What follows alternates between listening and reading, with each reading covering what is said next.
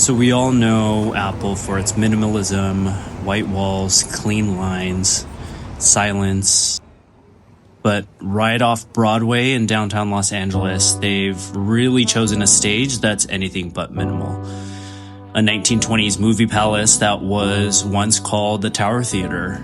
It was built in 1927 by an architect, S. Charles Lee, and it was among the first theaters in the city wired for sound.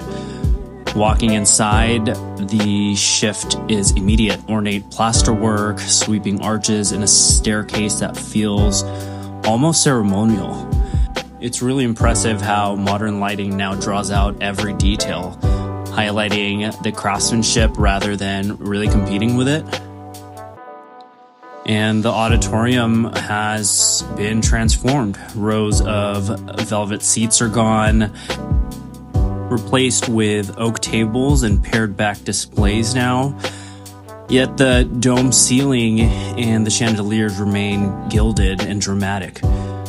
It's truly a dialogue between Apple's restraint and the theater's maximalist flourish.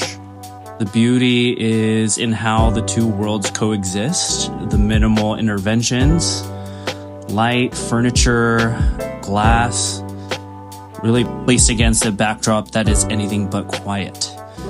The effect is luminous, layered, theatrical, and downstairs the history is preserved in story form.